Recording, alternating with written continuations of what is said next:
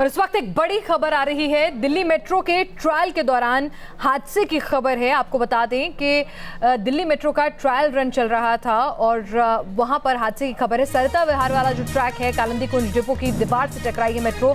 तो कालिंदी कुंज सरता विहार वाला जो पूरा का पूरा नया रूट जो है वो चलने वाला था, वहां पर यह हादसा हुआ है। डीएमआरसी ने मामले की जांच के आदेश दे दिए हैं, लेकिन अभी इसका इनॉग्रेशन होने वाला था, ये शुरू होने वाली थी।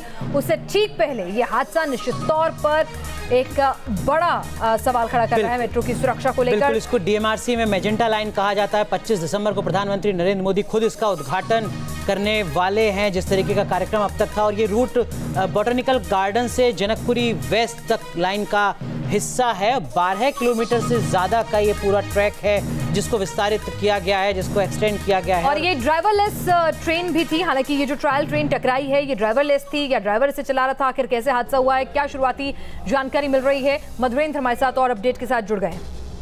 देखिए, इसका ट्रायल जारी था और ट्रायल के क्रम में ही मैं आपको बताऊं कि अभी जो जानकारी मुझे पुख्ता सोर्स से मिल रही है, ट्रेन को जो है वो डिपो के अंदर लगाया जा रहा था और उस वक्त इस ट्रेन को कोई ड्राइवर ऑपरेट नहीं कर रहा था, बल्कि टेक्निकली इसको ऑपरेट किया जा रहा था, जो दरअसल इस समूचे ट्रेन का और इस लाइन का फीचर है। उसके जरिए ये ट्रायल किया जा रहा था कि बिना ड्राइवर के मौजूदगी के उसमें इस ट्रेन को किस तरह से ट्रैक पर जो है वो लगाया जाए, और खासतौर पर डिपो में ही ये लगाया जा रहा था। और उस वक्त की ये घटना है जब समूची बॉगी जो है वो दीवार से टकराई है और दीवार से टकराकर बाहर की तरफ निकल गई है। मधुरेंद्र, समझें कि ट्रैक पर हादसा नहीं हुआ, बल्कि जब ये डिपो में पार्क हो रही थी ट्रेन तब हादसा हुआ है। क्या मैं सही समझ रही हूँ? जी हाँ, बिल्कुल आप सही समझ रही हैं। और ये दर्शकों को हम समझाना चाहेंगे कि ये ट्रैक पर उस ट्रैक पर हुआ है जो डिपो का ट्रैक है, कह सकते हैं, जहाँ पर ट्रेनों को पार्क किया जाता है। और चूंकि कालिंदी कुंज डिपो जो है वो एक इस नजरिए से डेवलप किया गया है कि समूचे मैजेंटा लाइन का जो लोड है, खासतौर पे पार्किंग का जो ट्रेन का, वो इसी डिपो पे किया जाना है। लेकिन इन सबके बीच मधुरेंद्र, जो इस पूरे ट्रैक को लेकर सुरक्षा की जांच थी वो 13 से 15 नवंबर तक पूरी हो गई थी, और उसके बाद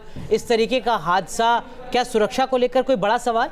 देखिए, कई तरह के सवाल खड़ा करता है, क्योंकि सुरक्षा से जुड़े सवालों के चलते ये अक्टूबर में लाइन ऑपरेट नहीं की जा सकी, इसे अक्टूबर में ही खोला जाना था। लेकिन अब 2 महीने देरी से दिसंबर में, वो भी खासतौर पे 25 तारीख का जो वक्त है वो निर्धारित किया गया है इसको ऑपरेट करने के लिए, जब प्रधानमंत्री नरेंद्र मोदी खुद इस लाइन का इनॉग्रेशन करेंगे, उसका उद्घाटन करेंगे। मैं चाहूंगी कुछ तस्वीरें आने लग गई हैं उस हादसे की, किस तरह से ये ड्राइवरलेस थी ट्रेन। इसमें तकनीक है कि आप ड्राइवर के साथ चलाना चाहें, ड्राइवरलेस भी ये ट्रेन जो है वो चल सकती है। और जब इसे डिपो में, कालिंदी कुंज पर एक डिपो जो है, यानी वहां पर जो तमाम ट्रेन होंगी, उनके डब्बे होंगे, उनको पार्क किया जाएगा जब ट्रेन नहीं चल रही होंगी। तो डिपो डेवलप किया गया है। वहां पर जब पार्किंग हो रही थी, अगर आप एक सरल शब्दों में समझने की कोशिश करें तो ट्रैक वो लाइन नहीं जिस पे ट्रेन सरपट दौड़ती है, बल्कि उसके अलहदा वो लाइनें जो डिपो के डेवलप किया जाता है वहां पर पार्क होती हैं। वहां पर ऑटोमेटिक तरीके से, स्वचालित तरीके से इस तकनीक की सहायता से पार्क, और ये बहुत अहम रूट है। ये 13 किलोमीटर लंबा सफर आप 19 मिनट में पूरा कर सकते हैं। और ये एक अच्छा लंबा रूट जो था जिसपे सबसे ज्यादा ट्रैफिक रहता है कालिंदी कुंज, और तोहफे के तौर पर दिल्ली वालों के लिए, फरीदाबाद के लोगों के लिए माना जा रहा था।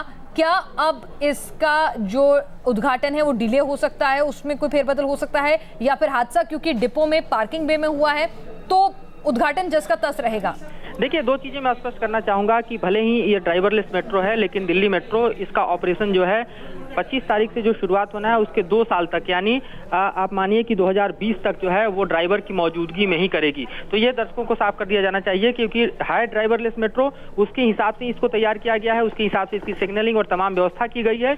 लेकिन चूंकि यह पहला अपने आप में प्रोजेक्ट है, लिहाजा अफ्रीका में कोई बदलाव की अभी कोई सूचना नहीं है। जरूर है ये बात की एक जांच बैठा दी गई है डीएमआरसी की तरफ से कि ये भी हुआ तो आखिर क्यों हुआ, और डिपो में किस तरह से ये ट्रेन जो है वो आउट ऑफ कंट्रोल गई, और कहां पर टेक्निकल लैप्सेस थे जिसके चलते आउट ऑफ कंट्रोल गई, जिससे पिछला हिस्सा जो है दीवार तोड़कर बाहर की तरफ चला गया। तो जाहिर तौर पर इस पर समूची जांच चल रही है, लेकिन अभी फिलहाल इस के उद्घाटन मुखातिब नहीं होते, उनकी पॉलिसी रहती है कुछ खास दिनों पर या प्रेस स्टेटमेंट करके ही वो अपने बारे में कोई भी जानकारी देते हैं। तो आप नजर बनाए रखिए।